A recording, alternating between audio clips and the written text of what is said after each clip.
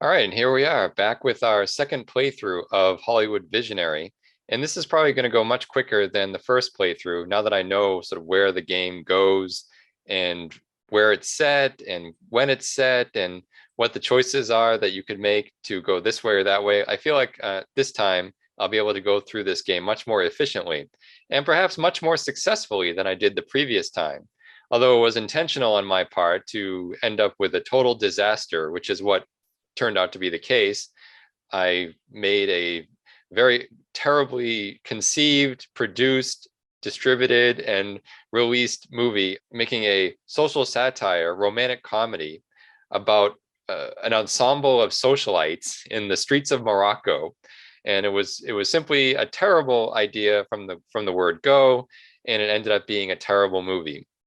But in a little twist at the end, it turned out to be a situation much like what happens with Tommy Wiseau and The Room, which is that the badness of it is so charming in some ways to especially the intellectual audience or the educated audience that likes to see through things and laugh at let's say bad acting and bad writing and bad directing and bad lighting and of course my movie was full of that, and it became a bit of a cult success in big cities, showing it as like an item, as an item of amusement for audiences.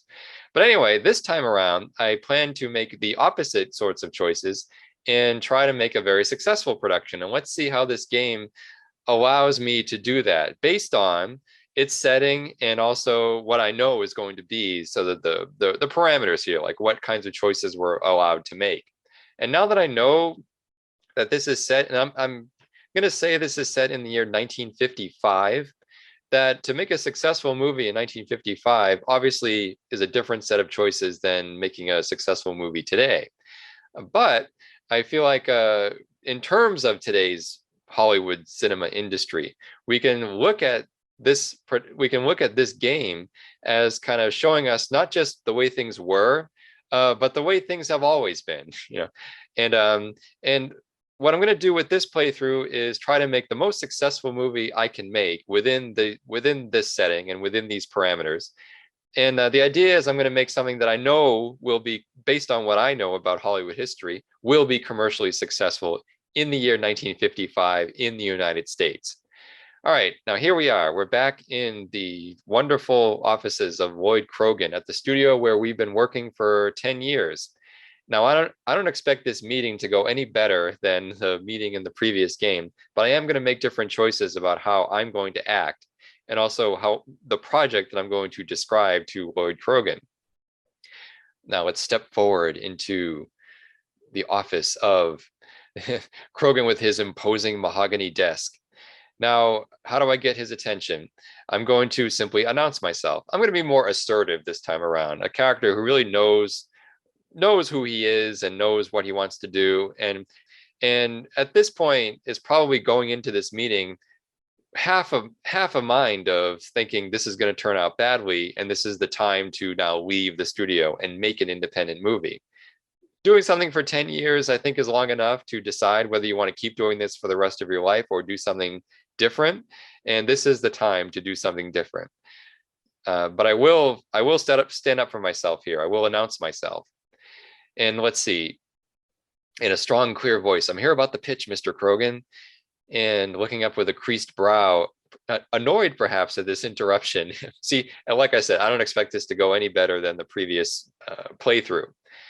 I'm going to breathe and let's describe the movie I'm going to make. Now, here's the movie that I think would be a huge success in the year 1955 based on the genres that were popular at the time, and also practically speaking, like what would be a practical production for an independent movie maker in the 1950s.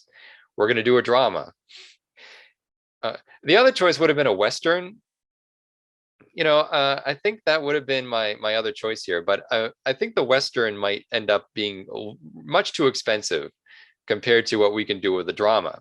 And I'm thinking with a Western, you're probably competing a lot with television, which had a lot of serial Westerns going on. And to compete with television, you have to make things bigger, not just thematically, but also in the production values that are going to be on the screen. With a drama, you can compete with television. Of course, television had drama as well, but by exploiting certain factors about drama, like dramatic arts at this time, which is you have actors and actresses who are specializing in the method on the New York stage, for example. And these are becoming very popular performers on the stage and in movies. And you can build a whole movie around these big stars that are using this new kind of acting. It's not, that's not something you really saw a lot on television. And the other thing is we can set a drama in a more, intimate location, and then really put a lot of production value into that location. So we're going to do a drama. Let's see. Also, we're not limiting our audience so much as if we had picked a Western or if we had picked a horror film, we might have limited our audience a little too much there. Drama is a pretty good main draw for most audiences. Is there going to be a subgenre? I don't think so. That's all we need to know about the genre. But let's see if there's a qualifier. In 3D, set in the past. Set in the past is tempting, especially if we base it on a popular novel of the past, or something like a period piece. But I don't know. Well, they do have an adaptation here as an option. Why don't we go with that? An adaptation. Or racy. That would be promising, actually. A racy. Now we're talking almost like a Tennessee Williams adaptation here. You can have like young actors in a youth melodrama about being in love. Like Rebel Without a Cause. That's not Tennessee Williams, but it is also a kind of youth melodrama or family melodrama. But it had that sex appeal, for sure. Racy. I think we're going to go with that. It's a racy drama. We're going to push the bounds of censorship here. I'll probably say more about the censorship later. But make the screen sizzle. Yes, we want a sizzling drama about about young people in love or a family being torn apart. Maybe even combining the two, like a coming of age drama. We could do that. I mean, that's basically Rebel Without a Cause, a coming of age drama, but in this new kind of method acting way of presenting character. Now, do I want more? Wait, there's more. Let's see what else is there. Well, they do have adaptation here, so why don't we do that? An adaptation that is also racy. In other words, if it's an adaptation, that actually helps to put across racy content, at least in terms of the censors, because now you have this kind of respectability. You can put it on the poster. You can have a very sexy poster for a movie like this, but then have as like a box out, like based on the best-selling novel by so-and-so, or based on the hit play by so-and-so. And that gives it a kind of cultural cachet. So let's do that, an adaptation. That'll cover our bases here with a respectability. Will it be a book, a radio show, a comic book, or a play? Well, it would be a book or a play. I suppose there's no big difference there. A book might actually, see, play is very promising because you can simply adapt something that is already a hit on the stage, and you can even probably get some of those actors to be in the movie if they are well-known actors who are in the play. This is what happened with Tennessee Williams and Streetcar Named Desire. But the same director, Streetcar Named Desire, Elia Kazan, also made book adaptations in similar manner. Book or play? I mean, a book would be more expansive. A book would have a bit more ambition to, let's say, the setting and the plot. It might actually be a lot more complicated to adapt. And I guess my plan is to be the writer of this. My plan is to be the writer producer and not get involved so much in the directing or the acting or the editing, which is what I did in the previous one. So let's go with play. A racy, see, because this is the thing, the stage allowed a lot more racy content than movies. There was a lot less restrictive censorship on stage drama than there was for movie drama. And this way, you could take a very racy play and adapt it to movies. So you can have it both ways. You can have the racy source, but then you clean it up a bit for movies.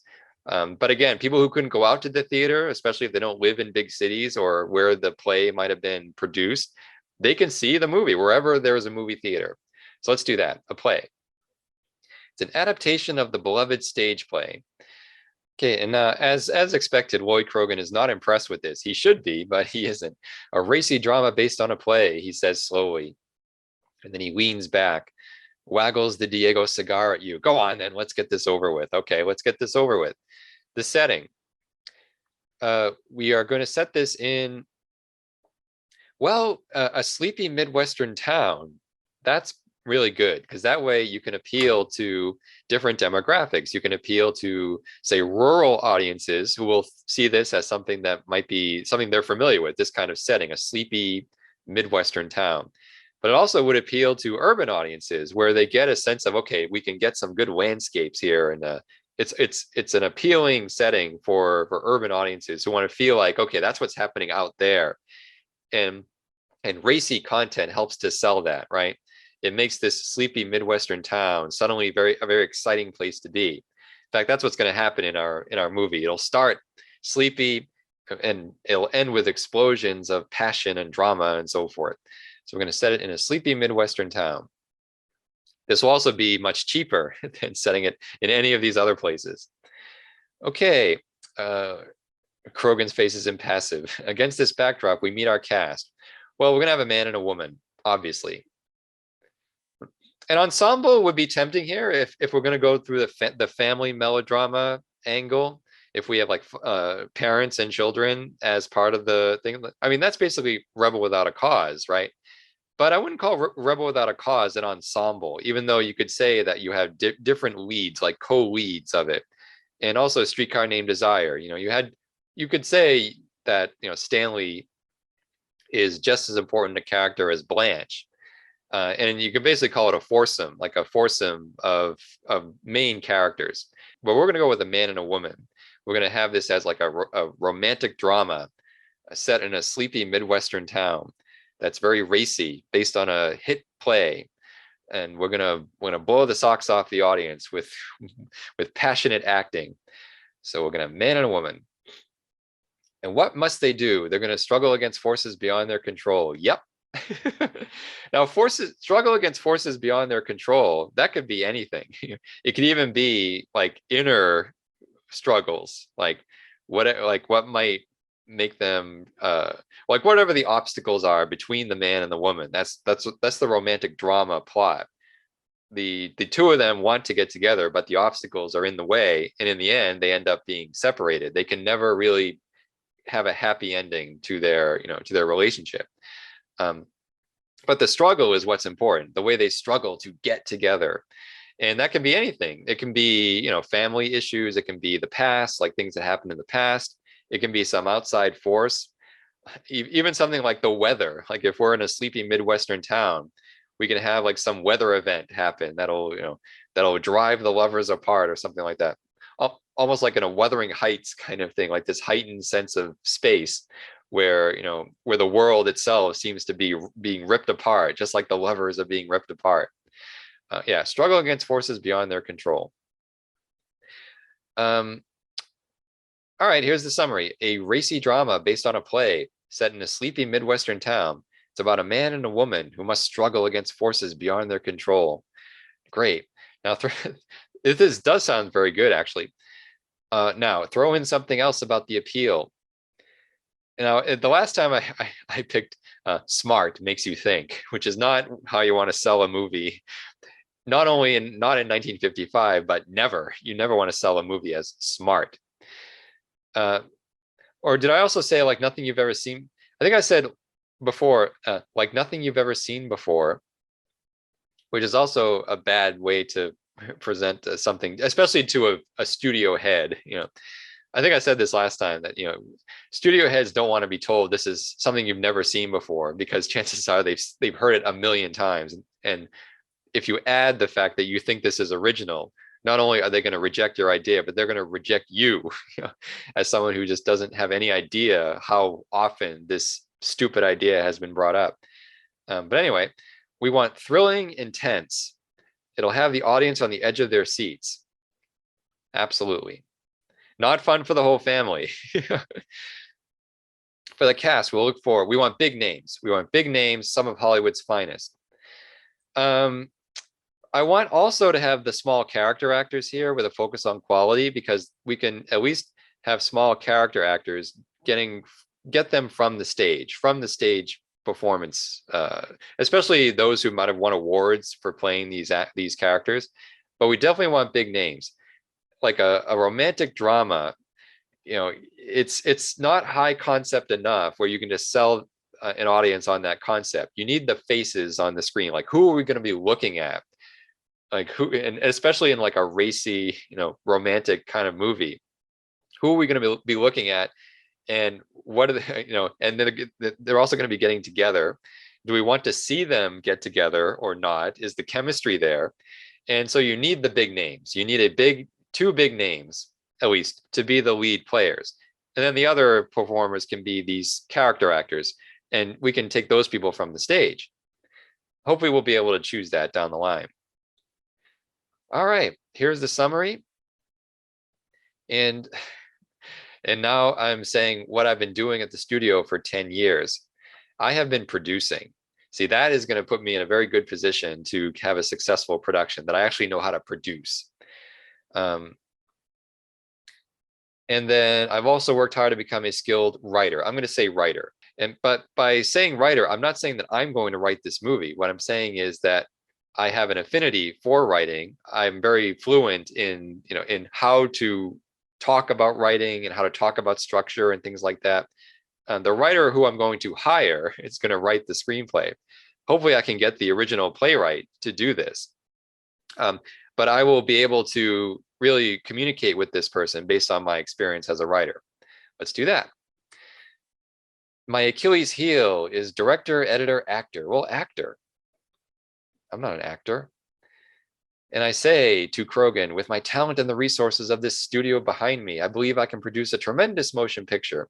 This is about as good a pitch as can be made with the choices that were given in 1955 to an aging studio head like Lloyd Krogan, who has clearly, as we'll see, lost touch with the audience, much like the old studio heads from the classical Hollywood period. By the time we get to the 1950s, a lot of them are basically on their way out, like Louis B. Mayer and so forth. They're completely lost touch with the audience. So I'm going to have he pronouns for my character, who I don't think has a name yet. If there is someone who doesn't like to be challenged, it's Lloyd Krogan. He's risen to the top through hard work, sure, but also by keeping people in their place beneath him. Yeah, see, the imperious Lloyd Krogan says a charming pitch, but quite impossible. That's not true. This is completely possible. I've got to say something. Should I tell more about the story? See, I like I said, I'm half a mind just to do this in order to have a reason to quit. Like, I'm not really trying to sell this, right? But so let's just start feeling my oats here. I'm going to say, do you really want us to keep churning out the same old pictures year after year? I'm going to basically like throw back in his face his own lack of ability to know like when something's new and original. I don't think I did this last time, so let's see what he says about this. His face sharpens and he says, those old stories have turned this studio into the institution that it is. It says, perhaps you misunderstand. Your idea is sloppy. It's confused.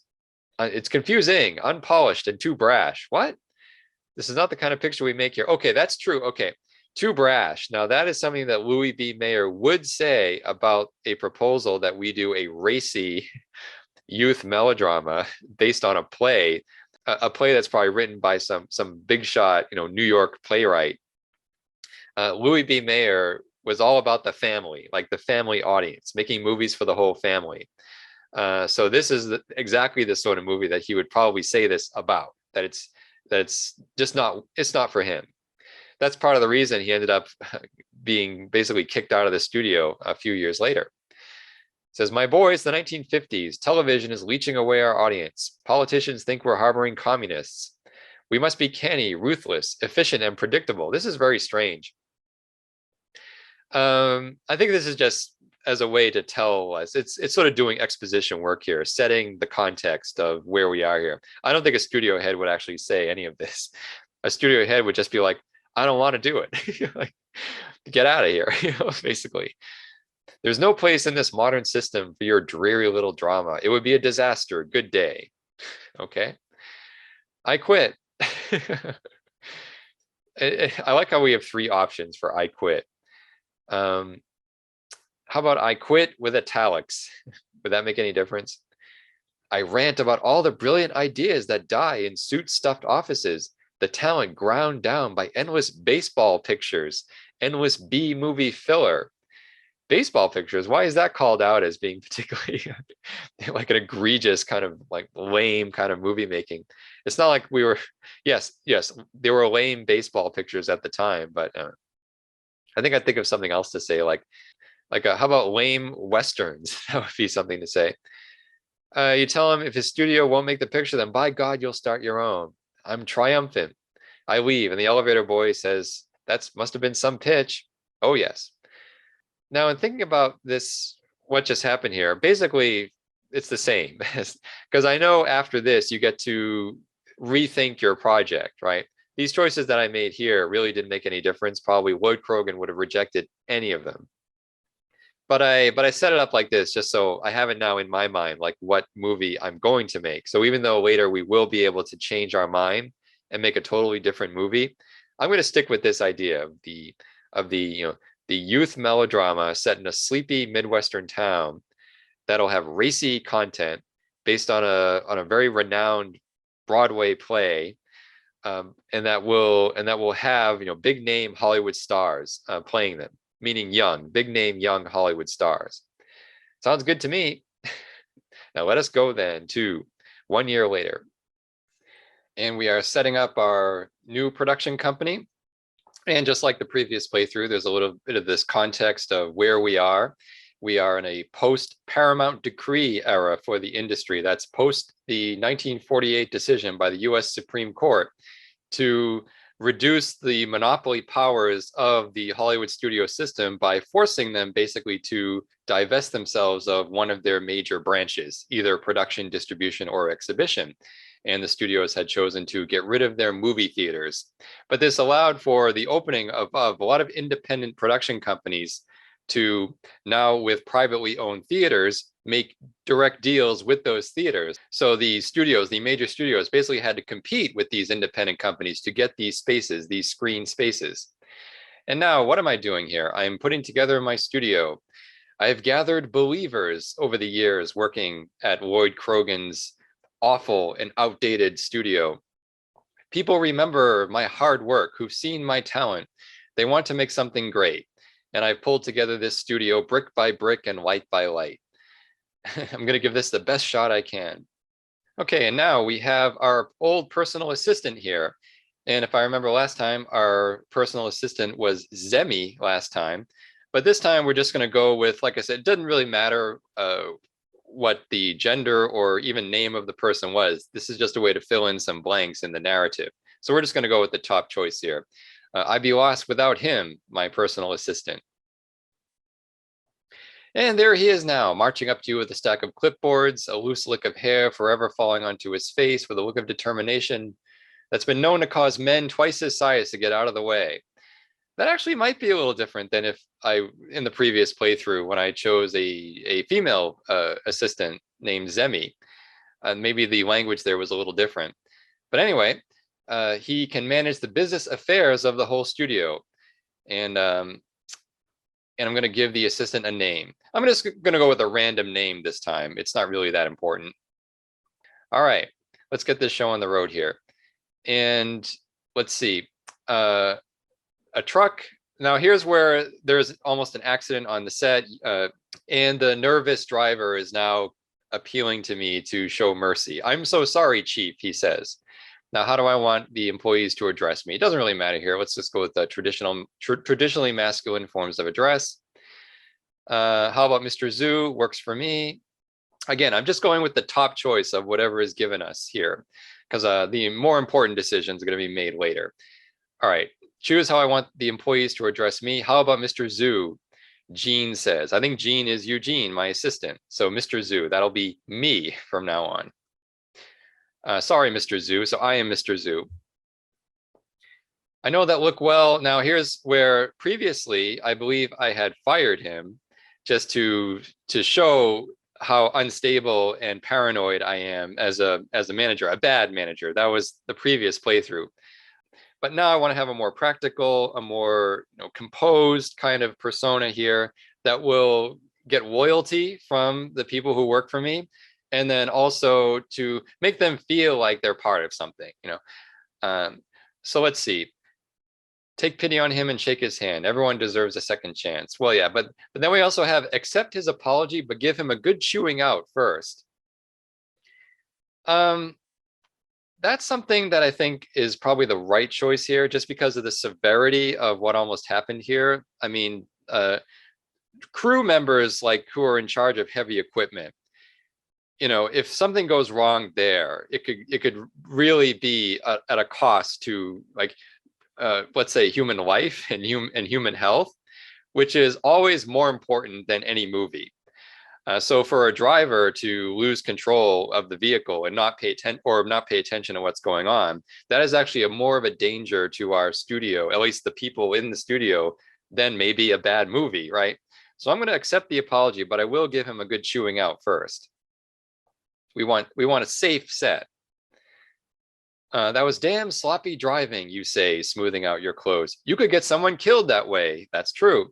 Why don't you get that load to where it's going, but more carefully this time, or there won't be another. Right away, Mr. Zhu, he says before driving off. And Eugene, the assistant, peers after him. Sorry about that, Mr. Zhu. I don't know where they find some of these clowns. Oh, that's not necessary. I mean, Eugene seems very protective of Mr. Zhu, which is good. I like to have a very protective assistant, to keep things in order around me. And now I'm telling Gene how to refer to me. Now again, I'm just going with the top choice here, traditionally masculine names. All right, now here's my full name. Oscar Zhu. Fine.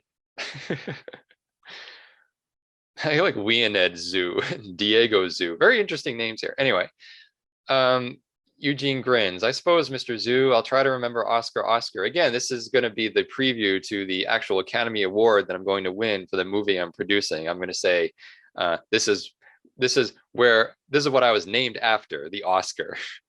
In a way, it's destiny that I'm going to be given an Oscar as someone named Oscar. He'll make a note of it. My assistant is making a note of my name. What? Now let's find the foreman at stage B.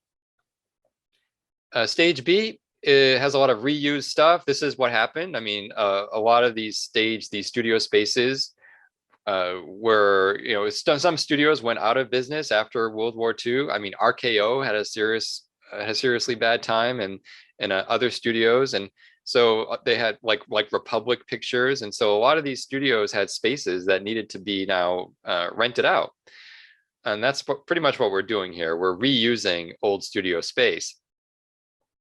Now the foreman is the center of a small storm of assistants and clipboards, and you quickly get the paperwork taken care of. Mr. Zhu, you've got a visitor over by C stage. She says it's top priority. Well, we know who this is. It's Romana, of course, my long lost sister. And let's see. Now I know where this is going here. Romana wanted a life of luxury and has had 3 spouses and 3 divorces by age 22. I haven't been married. That's one of the things that's revealed here, that my character, Oscar Zhu, is unmarried and never has been married. And she betrothed a wealthy aristocrat from a tiny European country. And even though I objected to this, this third husband's enjoyment of flirting with other women, she still flew off to live in the castle. All right. Romana was never nice to begin with, and spots me and says, "Little brother, glad to see you're doing well." It's good to see you, swallowing my pride. Okay, yeah. Again, my character is one who is going to try to be strategic with communication, not reveal too many emotions, but also not deny the fact that I have emotions here. I think last time I actually was a little forceful with Romana. He's basically said, I guess even Europe couldn't stand you. I think I'm going to be someone here who is good at containing emotion. So I'm going to say, it's good to see you swallowing my pride. Now, she sniffs and talks about moving back to California. Now, Romana is living at a place on Mulholland. This may come in later. I know there's something that goes on with the house on Mulholland, which when I'm desperate for money could be Romana's house, but we'll see where that goes. But we also know what's going on here, which is the introduction of the niece. The niece, which in the previous playthrough, I was actually encouraging of to have a friendship going with the niece, with the feeling that that would result in a lot of chaos on the set, right? With kids running around in the set, right? That's not a good thing for a productive set. This time, I'm not going to encourage that at all. All right, here is the niece, and I'm going to basically be no nonsense. I'm going to say hello with a stern nod. says I've never been good with kids, and I'm not sure I'm ready to let one into your life right now. Well, that's true. That's my character at this point. And the girl gives me a good hard look. She can tell what she's gearing up to. You can tell that's me, what the niece is gearing up to ask me about. And one of my more distinctive affectations. What is a distinctive quality associated with my Hollywood persona? Now, here's where I choose. I think last time it was like a bow tie or something like that. Let's see what we do this time. Again, we're going to start at the top here. Traditionally masculine affectations. And we have some choices here. Okay. Actually, the top choice here is pretty good. Fedora. Fedora is a good choice here. Why is that? Because it's something that is at the top of it's something at the top of you that can be noticed from a distance. And so if you have a fedora, as opposed to, let's say, a pencil mustache or a pipe, everyone will see you coming.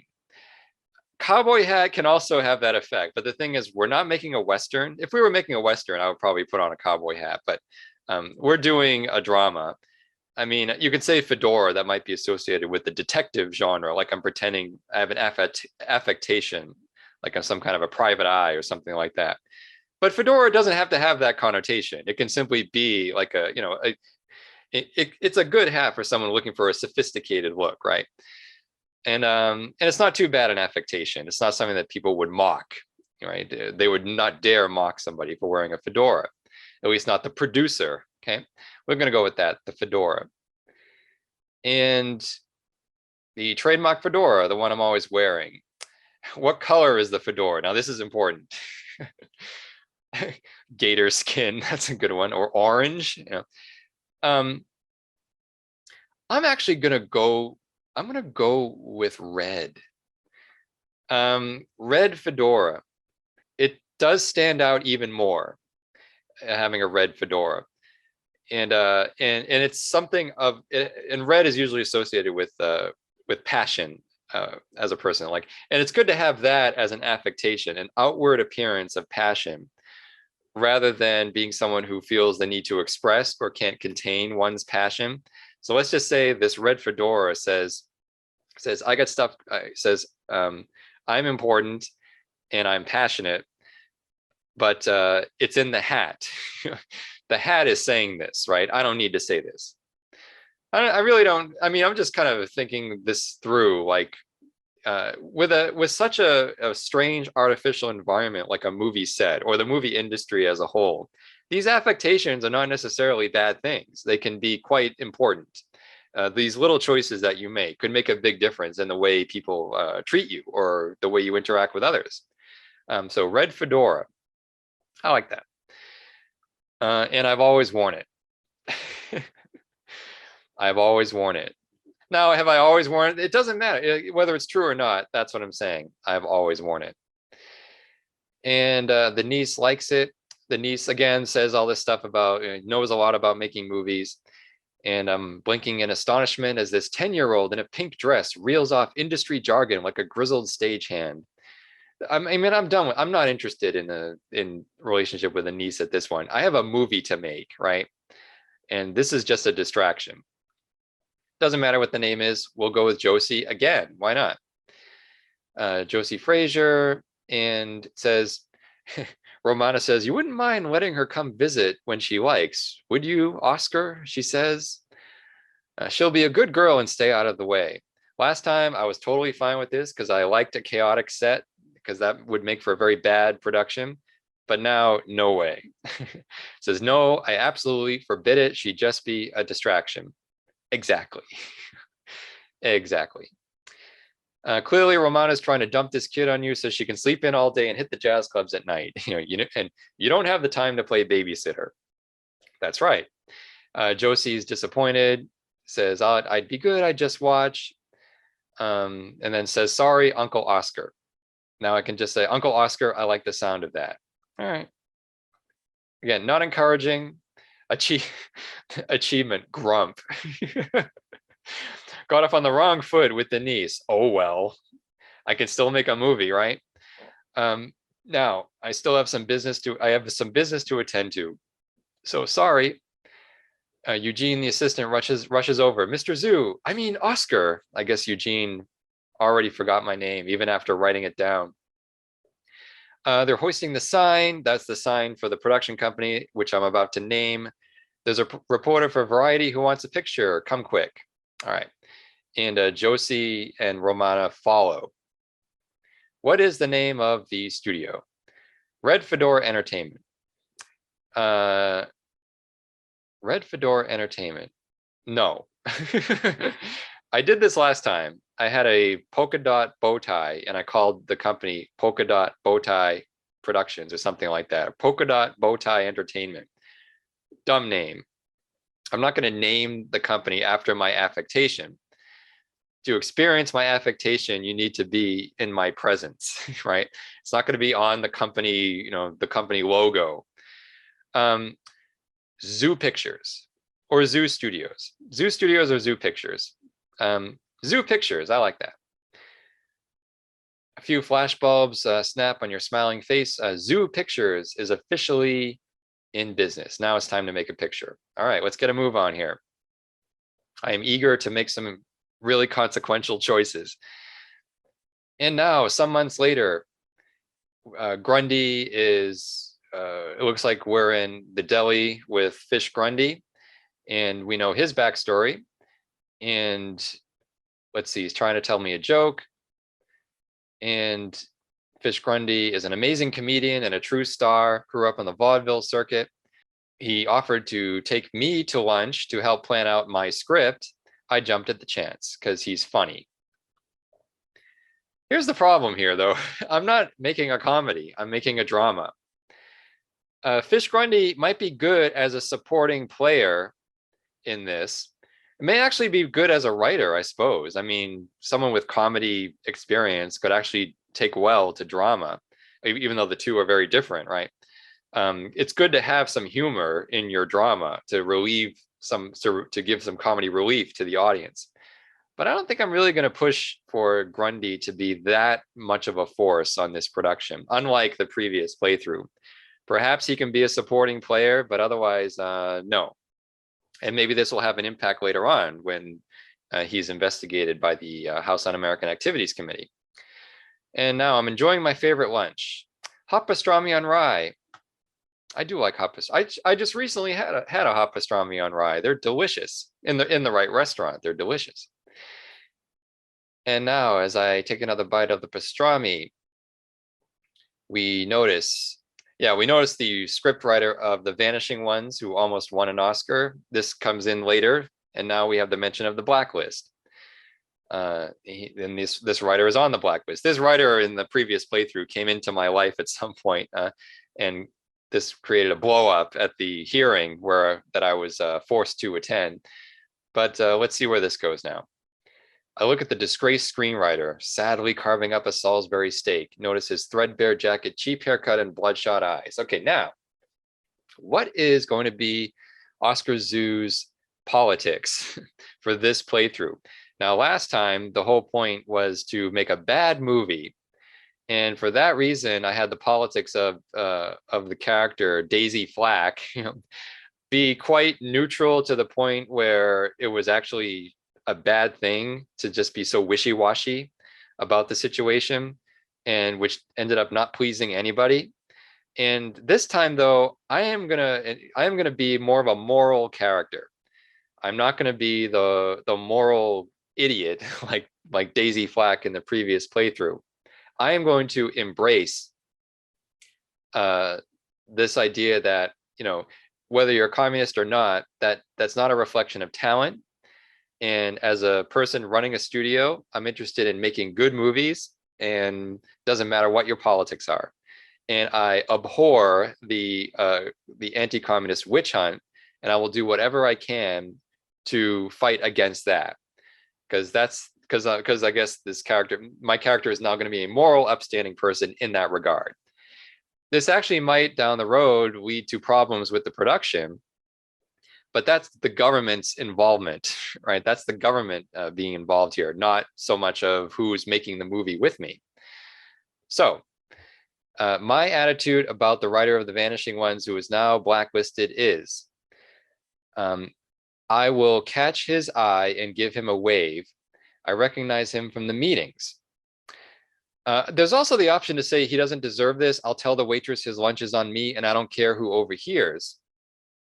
That might actually be a good thing to do. But then there's also the wave, which would invite maybe a working relationship. Or the other one, I mean, if I buy his lunch, he might also come over and do a thing. But does this really matter? Do you think? Okay, I'll catch his eye and give him a wave. I recognize him from the meetings. Yeah. He nods soberly back at you. Ever since the first wave of investigations, when the Hollywood 10 were held in contempt, you've been worried. Here now it says, you've been worried your own leftist leanings could someday be used against you. So now there's now already a change. By sympathizing with those who are being persecuted by the anti-communist witch hunt, I am inserting into the narrative that my character has leftist leanings that might be used against me. But I refuse to compromise my ideals. That's good. So the blacklist, I say, I thought maybe we were moving past all that nonsense. Then it says, you haven't heard? Fish says there's a new witch hunter general in town. The House has appointed a special Hollywood investigator to weed out any new un-American influences in our wicked little industry, Congressman Jonathan Creed. I think this is all new stuff that we're getting based on my sympathies towards the blacklisted writer. So apparently Creed's been throwing subpoenas left and right, talking about updating the blacklist. Yeah. As I said in the previous playthrough, it was more about politicians elevating themselves and enhancing their own power, exploiting the Red Scare of the time in the 1950s for their own purposes, for their own power. I mean, of course, there was this concern about after World War II that the spread of communism, may not be a great thing for the United States. However, the overreach that was involved in the response to this made things far worse than if there was perhaps a more reasoned or more, logically worked out strategy or method of dealing with this ideological battle. I mean, of course, this is the Cold War. It's not like we can say, okay, everyone who was around at that time, if they were very concerned about communism, that they were off base. I mean, that was the culture of the time, that there was a scare, a Red Scare. So you can't really like be too judgmental about those of the past because of the pressures that were involved. That if you didn't go along with the anti-communist witch hunt, you were blacklisted, and that was a serious consequence for people. And because of this time, it's hard to say, what we would have done in that situation. But I'm going to see what happens when my character just refuses to cooperate with the government and is openly sympathetic to those who are being persecuted by the anti-communist witch hunt. All right. Yeah, I have a hard time taking such nonsense seriously, the investigations. Yeah. All right. Now Fish says, on a lighter note, I do believe that's Marlon Brando ordering a hamburger at the counter. Marlon Brando. If I can get Marlon Brando to be in this melodrama, I would be in a very good position for a hit, a very successful movie. One of the most popular stars of the time. And also embraced, he's from the stage, had the method actor training. So let's see. I hope this is not just a sighting. I hope Marlon Brando actually becomes a part of this, of my production. Yeah, and then I was asking me about the project that I proposed to Lloyd Krogan. Do I still want to stick with this? This is where I can change my mind. Uh, Fish calls this a racy drama based on a play set in a sleepy Midwestern town about a man and a woman who must struggle against forces beyond their control. The story's thrilling, intense. It'll have the audience on the edge of their seats, and the cast will be filled with big name stars. Yes, that's exactly the picture I want to make. Marvelous, he says. You've sold me a ticket already. See, Fish has good instincts. But the real trick will be turning this nugget into a good screenplay. All right. Here's now where our strategy of writing comes in. Like, what kind of a screenplay do we want here? What's best for the story? That's what Fish is asking me. Do I want to be uncompromisingly bold, like nothing anyone's ever seen before, even if that risks alienating audiences? Be daring and original with only a few concessions to formula. Aim for a balance between risky and safe elements. Be mostly comfortable and familiar with a few twists here and there, or be awash in familiar, time-tested ideas. No, aim for a balance. We're aiming for balance here. Again, this is 1955. That's what I'm saying. And it's at that time when you could have a balance. You could have things in your movie that were risky. The production code may come down on you slightly, but you could have a few things. For a drama like we're making here, you need to be risky, but you also don't want to be so out there.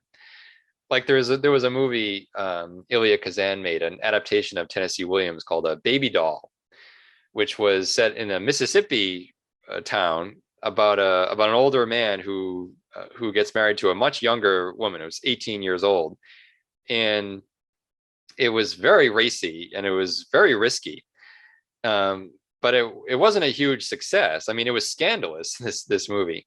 That was really pushing. I would say that was more like a daring and original and uncompromisingly bold. It didn't really balance risky and safe. That's what we're going to do, though. I would say something like Rebel Without a Cause, if that's going to be our model for what we're going to make. That was a balance between risky and safe. You had youthful characters who sometimes committed crimes or were somewhat outside of mainstream society. You also had like motorcycle movies, like Marlon Brando in The Wild one of his first movies, about being in a motorcycle gang. And there was risky. There were risky elements there, but there was also that safety of, especially the closed ending, that things sort of ended with, let's say, if you consider a melodrama to be a struggle between good versus evil, in a regular formula melodrama, good usually wins over evil, or evil is punished in some way. So you can have a risky premise, you could have characters who are kind of edgy or outside the mainstream of society, but as long as you have that closed ending where good triumphs over evil, then that would be considered a safe element that would give you a nice balance. That's what we're going to do. Aim for a balance. Now, how intellectual should it be? Again, we're gonna try and get somewhere in the middle here. We're not going to pack this with complex illusions. Have some amount of smarts here and there over a base of broadly accessible material. Actually, wait, no. Actually, I think I'm going to head more towards the popular here. Target a broad audience to maximize its appeal. That's what we want to do. We're not going to go to the extreme of shoot for the broadest audience possible with nothing that might feel someone dumb or confused. Like that's, I mean, that's more like you're talking about those baseball pictures that we're talking about earlier, or or a movie with a cute animal as a no. We're going to target a broad audience to maximize its appeal. Fine, Fish scribbles in his notebook. Okay, one last question. How fast paced should it be? Different folks like different styles. That's true. We're going to stay somewhere in the middle again here. We're going to alternate scenes of some intensity with slower paced material. Yeah. Yeah, we want to have, because a drama usually involves a lot of conversation, right? A lot of talk, but also action. Especially towards the climax, right? You might want a chase scene, you might want a fight scene, and then you need to build towards that, right? With some intensity. But you also want the slower pace, especially if you're going to have a man and a woman with a romantic connection. You want to have those scenes where they're together and having those big stars, the star personas on the screen, just spending time with each other. You want the audience to enjoy that. Okay. Alternate scenes of some intensity with slower paced material. Fish grunts. So we've got an occasionally feisty, broad, occasionally risky, racy drama as the first released from Zoo Pictures. Sounds great. Now, as you continue kibitzing with Fish, notice someone in the booth behind him listening. And the listener turns, glowing with pleasure. From the fancy outfit and well-coiffed hair, you expect some business type. But as you lock eyes, you're struck by graceful features and a wide smile. Not a suit at all, but really quite an attractive man or woman. All right, so this was, I remember this was in the previous one. This was, I believe, a former actor who then became the assistant director, which is kind of an insult, right? Especially because he was still a little, he was within an age range where it was perfectly appropriate to be the lead in a romantic comedy social satire about rich socialites in Morocco. Yeah, to have someone like that you hire as your assistant director, that's an insult. We're gonna go with woman here. Pardon me, she says. I couldn't help but overhear. Are you Oscar Zoo? And was very happy that I gave that stick in the mud Krogan a piece of my mind before I left. It's about time somebody did. Yes, I've seen her in pictures, tall, graceful, quick-witted in her half-dozen supporting roles, on the verge of becoming a big star, of course. Top choice here, Zeno Cooper. I think last time it was Vincent Cooper. Let's go with Zeno Cooper. Zeno, isn't it? Says, touching two fingers on the brim of my red fedora. Yes, Zeno Cooper, it's a pleasure to meet you. And goodness, you're Fish Grundy. I've adored your film. Such a pleasure. Well, this is nice. And she turns back to you. I don't mean to interrupt. I've read in the trades about your vision for a new studio. I'd love to be involved in any way I can. Okay. Zeno has a reputation for hard work. I've loved her in the pictures I've seen. Regardless of whether there'll be a part for her in the new picture, having a rising star around the lot can only help. Then it says, besides, she is pretty damn cute. Well, that's not going to be part of my motivation here. In fact, that's going to be a distraction. I'm going to have to, well, okay. I'm thinking the best thing for this person, I guess, is to perhaps be a supporting player in this drama. Maybe if you have like a romantic couple as the leads, you might have like a side character, like maybe part of a triangle, and maybe Zeno could play that part, or maybe some other character, right? But let's see where this goes anyway. And I assume this is going to open up the possibility of a romance. But unlike in the previous playthrough, I'm going to resist all romantic possibilities this time around, just because they're going to be a distraction from the production. And also that leads to, bad relations with the crew, right? And as it turns out, it also leads to some question marks down the road with the investigations, right? So, so I'm going to be encouraging, but not romantically involved. Sure, we'd love to see you around the lot. Smile or wink? Smile. Wink sounds flirtatious, right? Smile is simply a smile, as opposed to flirtation. Wonderful. Fish coughs. Beg pardon, this was meant to be a business lunch if it's not too terribly inconvenient. So Fish is gathering. Fish is almost feeling like a third wheel at this point and trying to get me back to focus on the situation at hand. Zeno laughs. Please don't let me get in the way. Unless, well, would you mind terribly if I sat in on the rest of your story meeting? Yeah, yes, I would mind, actually. Say I'd prefer to keep the script details private for now. Yeah. That's perfectly understandable. I don't blame you for playing things close to the vest, she says. She says she'll be in touch. All right. Now, Fish says, where were we? The characters. Now, the original pitch called for a male lead and a female lead. Does that still sound right? Yes. So let's figure who these folks are. We'll start with your leading man. Now, hopefully here we could have a young characters as our leads here. What's his occupation? Well, we don't want middle-aged characters here. Husband, doctor, lawyer, no, no, no. Playboy. That might be good. Traveler, teacher, no. Farmer. What does custom role mean? What happens with that? Let's click custom role. Oh, okay. Enter the character's role. Lowercase. I mean, student, like we want a high school student, right? High school student. We want Romeo and Juliet. Wait a minute, but now wait, and now I'm thinking if Marlon Brando is going to be in this movie, maybe high school student is a little too young. Maybe I should go back. Let's go back. Don't leave it blank, type something. Oh no, do I need to go back? Oh, how can I go back? I can't go back. Maybe I'll have a chance to rethink this, but one of the choices there was Playboy. But then maybe it actually doesn't matter if we've got this here. Let's go with what would be a job for let's say someone in their mid to late 20s in a sleepy Midwestern town. How about I don't know, shop worker. Oh, or that's not dramatic enough?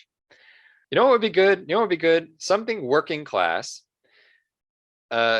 where you could have a character who is somewhat edgy, but also has some skills, has a sense of responsibility, and has a way to meet various others. And now there are plenty of occupations we can pick here. Something like a restaurant worker, or maybe like an automotive place. Like, let's go with that. Let's go with mechanic. I guess it would be mechanic or restaurant worker, something like that. Let's go with mechanic. A mechanic. Car mechanic. He's a car mechanic. Oh wait, I should have done all lowercase letters here. Oops, something else. Oh, okay, I can go back and choose. Now, Playboy, no. Farmer, no. No, we're gonna go with car mechanic. Let's see. He's a car mechanic. Okay, he's a car mechanic. So tell me about him. What's a word that describes him? Rascally. I like that. Scheming, no. Obviously not bashful. That was the previous one. I have bashful characters in a romantic comedy. That's insane. Dangerous. Ooh, yes, dangerous. He's a dangerous car mechanic. I don't know. I suppose what's the meaning there? That someone who like sabotages the cars that he fixes. I mean, a rascally car mechanic. I don't know. Dangerous. All right, a car mechanic with a past. So someone who has had trouble in the past, trouble with the law, perhaps, has a somewhat of a vague criminal past. But now he's back doing work as a car mechanic in this sleepy Midwestern town, just trying to, get back his life. So, but still has that danger quality, dangerous. Can't you just picture Marlon Brando in this part? I can. He's a dangerous car mechanic. That's great. Now the leading lady, what's her occupation? What does she do? All right, now here's where we have to be very careful. For a romantic drama to work, they have to be quite opposite in their backgrounds, and that is part of the obstacle that is between them. So let's see. But we also have this location, the sleepy Midwestern town, where you figure everyone knows everyone, and you want these two characters to meet for the first time, right? If he's a car mechanic, that means he's been in this town for quite a while, or at least long enough to get to know people in the town. So she has to be someone from outside. She has to be someone from out of town. So it can't be a wife, can't be a doctor, not a lawyer. A vixen. No. A farmer, a traveler, a traveler. Yes, a traveler. Someone who's on the way somewhere, going through this small, sleepy Midwestern town and is going to meet this dangerous car mechanic, not knowing who he is, certainly not knowing anything about his background. And this will spark a romantic drama, a traveler. I suppose this is that's considered an occupation. Yeah, I guess that's considered an occupation. I guess as a traveler, like a traveling salesperson, like I don't know, a journalist. That's actually a little strange. A traveler. Let's see. Lawyer. I mean, it could be someone on vacation, or maybe someone coming to this small town, maybe grew up in this small town, is now in a big city, and maybe her family lives in this small town. So she has an occupation somewhere else that is very different from car mechanic, and now is in town to, I guess, see the family for some reason, and meets this car mechanic. So we can't have wife. That's no good. Not heiress, not teacher. All right. Actually, here is where doctor or lawyer might actually be quite appropriate. Let's go with lawyer. Why not? Right? Instant drama here. The lawyer, the very attractive lawyer, meeting up with the dangerous car mechanic. Yeah, this has promise. I don't know how much promise. I don't know. I mean, the lawyer from Big City Lawyer. Yeah, anyway, let's see where this goes here. Lawyer. Okay, she's a lawyer. Now tell me about her. What's a word that describes her? Um, dangerous. You can have a dangerous lawyer here. Rascally, gruff, inquisitive, scheming. See more qualities. Trunk. Says a clever, lovable, good-hearted, love-stricken. Huh.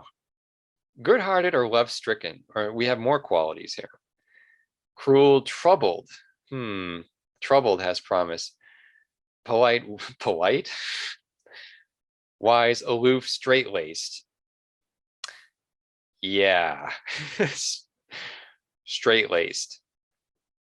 I don't know what these things, these actually have impact on the thing, but like we're just going to pick straight-laced. Yeah, not a very aggressive person. Not like a hotshot lawyer, not someone who is in a prominent position at a law firm somewhere or has a private practice, but maybe is a clerk of some kind or is a junior lawyer or someone who does like tax litigation or something like that. But someone who's straight-laced. I think that's more important actually than lawyer. You know, straight-laced is more important than lawyer here. Straight-laced. She's a straight-laced lawyer. Sounds great. Now we're ready to talk about a writer who's going to pen this. And we want the script to be of prime importance. Again, this is a drama. The dialogue has to be perfect. The plot has to be perfectly coherent. And obviously this is going to be based on a play, I believe. So we want the script to be of prime importance. We'll hire one of the best. Maybe we'll even hire the playwright if that can be managed. Sure, that's smart. It'll up your budget a bit. See, now this is where the different decision is having an impact, because last time I chose to write it myself, which was good for the budget, but bad for the movie. Now, Fish recommends some potential writers. Do we want someone who is a brilliant talent, but has a reputation for being headstrong? Do we want a workhorse who delivers a strong script closely hewing to the director's vision? No. Or do we want someone who demands a high salary but delivers award-winning scripts? Reputation for being headstrong. No. High salary, award-winning script. That's what we want. We want pedigree. We want pedigree talents on this production as much as we can get. We're not going to be putting a lot of money into the production design. You know, we're saving a lot of money that way. You don't need that for drama. but but in that case, you put all the money you can into the script. And I think it's a good thing to pay writers. Writers should be paid a lot. Wonderful. It says, but we need a title. Again, I don't think this is important. It says, damn, now here's an important decision. I don't think it was that important in the previous time. We chose the Green Promise last time. I don't think that actually had an impact on anything except filling in the blanks of the narrative. But let's see. Do any of these work for us with the plot I've just kind of outlined here? No, I don't like any of those titles. See more titles. Miss Rita, that might be good. Our main character could, the straight-laced lawyer could be named Rita. Why not? Yeah, let's go with that. Miss Rita. Miss Rita, an Oscar Zoo picture. That's settled then. He folds his hand and leans forward seriously. Now, who wants a milkshake? And now we're off and running.